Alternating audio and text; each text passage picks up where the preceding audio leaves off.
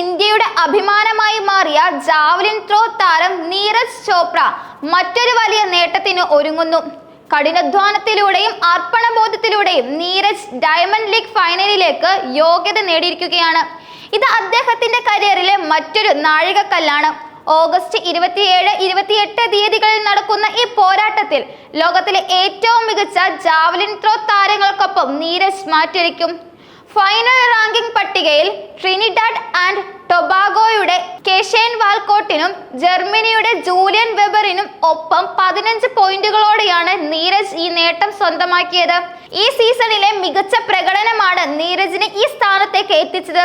അദ്ദേഹം പങ്കെടുത്ത 2 diamond league മീറ്റുകളിൽ ഒന്നിൽ 1-ാം സ്ഥാനവും മറ്റൊന്നിൽ 2-ാം സ്ഥാനവും നേടി. ദോഹയിൽ നടന്ന ഡയമണ്ട് ലീഗിൽ 90 മീറ്റർ എന്ന സ്വപ്ന നേട്ടം കൈവരിക്കാൻ അദ്ദേഹത്തിനായി. 90.23 മീറ്റർ ദൂരം എറിഞ്ഞുകൊണ്ട് അദ്ദേഹം ജൂലിയൻ വെബറിന് പിന്നിൽ രണ്ടാമതെത്തി. എന്നാൽ പാരീസിൽ നടന്ന ഡയമണ്ട് ലീഗിൽ 88.16 മീറ്ററിൽ മികച്ച പ്രകടനത്തിലൂടെ അദ്ദേഹം ജേതാവായി. ഈ 2 പ്രകടനങ്ങളും അദ്ദേഹത്തിന് ഫൈനലിലേക്കുള്ള വഴി എളുപ്പമാക്കി. ഈ സീസണിൽ നീരജ് കാഴ്ചവെച്ച സ്ഥിരതയാർന്ന പ്രകടനം അദ്ദേഹത്തിന്റെ കഠിനാധ്വാനത്തിന്റെയും പുതിയ പരിശീലന രീതികളുടെയും ഫലമാണ്. അതേസമയം നീരജിന്റെ പ്രധാന ശ്രദ്ധ അടുത്ത മാസം ടോക്കിയോയിൽ നടക്കുന്ന ലോക ചാമ്പ്യൻഷിപ്പിലാണ്.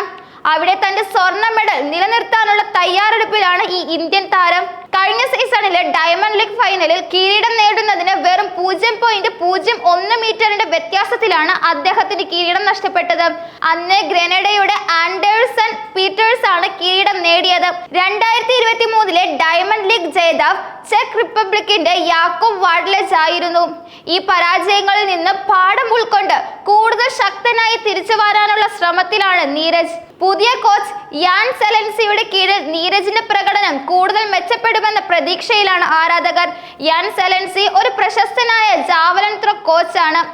അദ്ദേഹത്തിന്റെ മാർഗനിർദ്ദേശം നീരജിന് കൂടുതൽ സാങ്കേതികവും കഴിവുകളും നൽകുമെന്ന് കായിക വിദഗ്ധർ വിശ്വസിക്കുന്നു. നീരജ് അടുത്തിടെ പങ്കെടുത്ത ബംഗളൂരുവിലെ നീരജ് ചോപ്ര ക്ലാസിക് മീറ്റിൽ 86.18 മീറ്റർ എറിഞ്ഞ് സ്വർണം നേടിയിരുന്നു. ഈ വിജയം വരാനിരിക്കുന്ന വലിയ മത്സരങ്ങൾക്ക് അദ്ദേഹത്തിന് ആത്മവിശ്വാസം നൽകും. പോളണ്ടിലെ സിലേസിയയിൽ നടന്ന ലീഗിന് ശേഷമാണ് ഏറ്റവും പുതിയ റാങ്കിംഗ് പുറത്തുവിട്ടത്. ഈ ലീഗിൽ നീരജും പാകിസ്ഥാൻ ഒളിമ്പിക്സ് ചാമ്പ്യൻ അർഷാദ് നദീമും പങ്കെടുത്തിരുന്നില്ല. പാരീസ് ഒളിമ്പിക്സിൽ സ്വർണം നേടിയ നദീം പരിക്ക് കാരണം ഈ സീസണിലെ ഡയമണ്ട് ലീഗിൽ മത്സരിക്കുന്നില്ല. ഇത് നീരജിന് ഫൈനലിൽ വലിയ വെല്ലുവിളി ഉയർത്താൻ സാധ്യതയുള്ള ഒരാളെ ഒഴിവാക്കാൻ സഹായിക്കുന്നു. എന്നിരുന്നാലും ഫൈനലിലെ പോരാട്ടം കടുപ്പമേറിയതായിരിക്കും. ഗ്രനഡയുടെ ആൻഡേഴ്സൺ പീറ്റേഴ്സ് 4-ാം സ്ഥാനത്തും ജമൈക്കയുടെ ജൂലിയസ് ഗോ 5-ാം സ്ഥാനത്തുമാണ്. ഈ 2 താരങ്ങൾക്കും ഫൈനലിന് യോഗ്യതയുണ്ട്. ഇന്ത്യയിൽ നിന്ന് കിഷോർ ജന 14-ാം സ്ഥാനത്താണ്. അദ്ദേഹത്തിന് ഈ സീസണിൽ ഫൈനലിന് യോഗ്യത നേടാനായില്ല. ഡയമണ്ട് ലീഗ് ഫൈനലിലേക്കുള്ള നീരജിന്റെ യോഗ്യത ഇന്ത്യൻ കായിക ലോകത്ത് വലിയൊരു ഉത്തേജനമാണ് നൽകുന്നത്.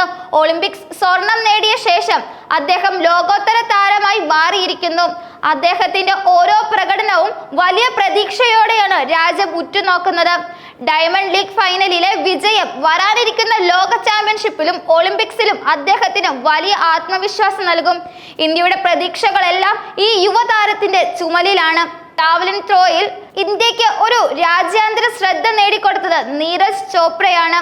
അതുകൊണ്ട് തന്നെ ഡയമണ്ട് ലീഗ് ഫൈനലിലെ അദ്ദേഹത്തിന്റെ പ്രകടനം എല്ലാ കായിക പ്രേമികളെയും ആകാംക്ഷയോടെ കാത്തിരിക്കുകയാണ്. ഈ യുവതാരം ഇന്ത്യയുടെ കായിക ഭാവിയുടെ പ്രതീകമായി മാറിയിരിക്കുന്നു.